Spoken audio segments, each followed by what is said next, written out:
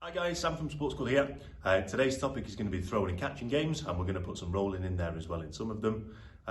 For all these games you just need some really simple equipment. So for today I'm going to be using either a ball or pairs of socks. I've even got scrunched up newspaper, and then I've got a tissue which was out of the cardboard box, and I've just put some tape around it to make it heavier.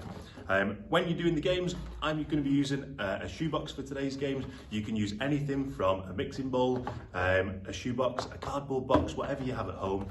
And please make sure in all these games that wherever you're playing that there's no things that you can break around, like a vase or a television or whatever it may be, okay?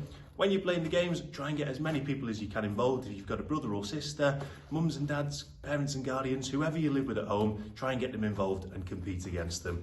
Let's get started.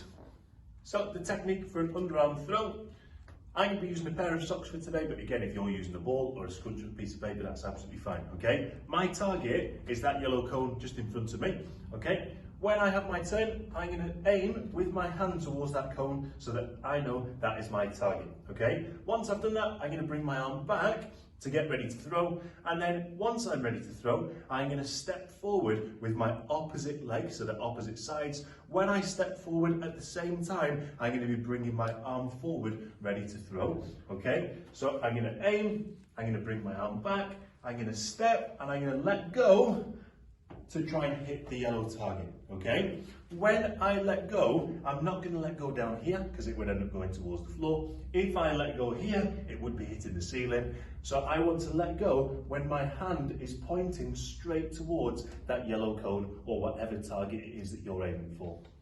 So this game is called soccer, which is a different type of boccia. Okay, so in front of me on the floor, I've got 7 different targets, and they're all numbered, which the numbers correspond to the amount of points that you get, okay? So in this game, this one would be 1 point, this would be 2 points, in the middle is 3 points, 4 points, 5 points, 6 points, and at the very top is 7 points, okay? Then, a few steps away from the number 1, I've got a chair here, and I've got 7 socks, which makes the 7 boxes, okay? So I'm going to take a seat on the chair, and I've got to try and get the socks to land on the different spots, but I can only have 1 sock on each piece of paper, okay? So I would try and throw the socks, or if I'm using a ball, I can gently roll the ball to try and stop on the paper. So I'm going to throw it to try and stop on the paper. So that one stopped on 3, that one stopped on 4, that one went off, so that wouldn't count as any points. Oh, that one was no points again. That one was no points again.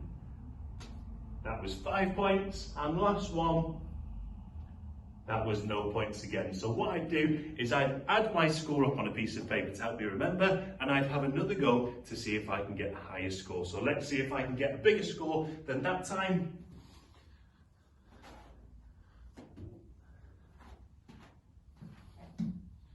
So first one, second, third, fourth, fifth,